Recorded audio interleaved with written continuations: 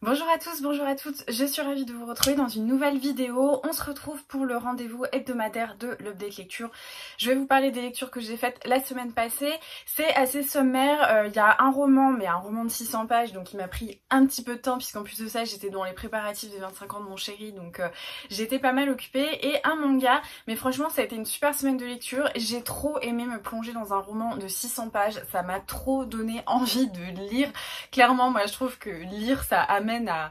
avoir envie de lire encore plus, donc ça m'a trop motivée pour la suite, et c'est pour ça que pour la semaine à venir je vais attaquer une grosse brique de 1000 pages. Enfin ça, vous verrez ça dans le vlog, dans l'update de la semaine prochaine, mais en tout cas ça m'a trop motivée à lire, et en plus de ça c'était vraiment, il y a eu vraiment un coup de cœur et puis une lecture que j'ai adorée, donc j'ai hâte de vous en parler et on commence tout de suite. On va commencer du coup par le roman de 600 pages, et c'est La sorcière de Silcy de Philippa Grégory, publié aux éditions Hauteville. Il est sorti, il me semble, le 1er ou le 2 septembre, et clairement dès que je l'ai reçu, je l'ai ouvert avec vous en vlog d'ailleurs, et j'ai dit mais clairement ça va être une de mes prochaines lectures, et ça a été le cas. J'ai pas réussi à attendre trop longtemps pour pouvoir le commencer, même si j'avais d'autres choses à lire, d'autres choses en cours, il faut que je finisse ma lecture du Obama, etc. Mais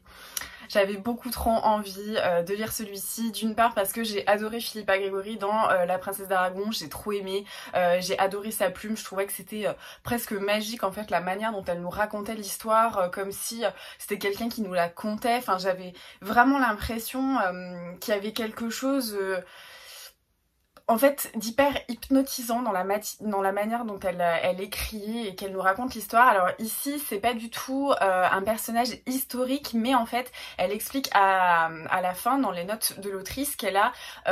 s'est beaucoup intéressée en fait au XVIIe, aux femmes de toutes les époques, et en fait elle disait qu'elle a épluché l'histoire par rapport aux femmes illustres, celles qu'on connaissait de la royauté, celles qui ont eu des destins particuliers, mais elle dit en fait chaque femme à cette époque avait des défis, avait des destins incroyables, parce qu'en fait elles avaient besoin de beaucoup de force, de beaucoup de choses pour survivre dans un monde hyper patriarcal, où en plus de ça, enfin c'était déjà, nous on se plaint de certains trucs, mais alors faut quand même se dire au XVIIe ce que ça pouvait être. Et donc elle explique, Philippa Grégory, qu'elle s'est vraiment intéressée aux femmes de toutes les classes sociales à toute période historique, et que en gros La sorcière de Silcy, et il me semble qu'il va y avoir une autre saga, va s'intéresser comme ça aux femmes des petits villages, les paysannes, les fermières et tout ça, et faire un peu une espèce de fresque sur plusieurs générations. Donc moi j'ai trouvé ça passionnant, clairement je suis à fond. Et La sorcière de Silcy, bah ça avait tout ce qu'il fallait pour me plaire. On est au XVIIe, en 1648, où on commence à avoir un contexte en fait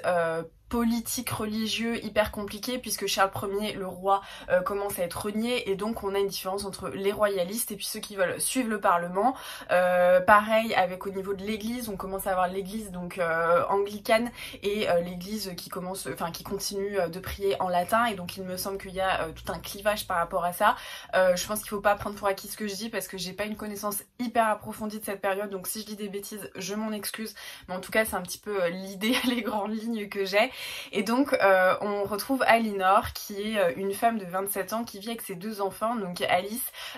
et Rob. Donc Alice elle est en âge de se marier, et en fait elle vit, c'est une femme de pêcheur, sauf que son mari a disparu depuis un petit moment. Alors, on sait pas trop où il est. On comprend que c'est pas une grande perte puisqu'il était violent, c'est un mauvais père qui dépensait en fait toute la dot d'Alinor, et il est pas revenu. Et donc Alinor décide, je crois que c'est une veille de solstice ou un truc comme ça, d'aller dans un cimetière, et apparemment la légende dirait que au solstice, si on y va, une femme peut voir le fantôme de son mari s'il est mort. Et donc elle ne voit pas le fantôme de son mari, mais elle tombe sur un homme, James, un petit peu plus jeune qu'elle, qui est très beau, qui dit être prêtre, mais un prêtre en fait qui vient un petit peu espionner, qui lui est royaliste. Et donc elle va l'héberger parce qu'elle sait que c'est dangereux pour lui, et puis elle en fait elle est bien... Elle s'en fiche en fait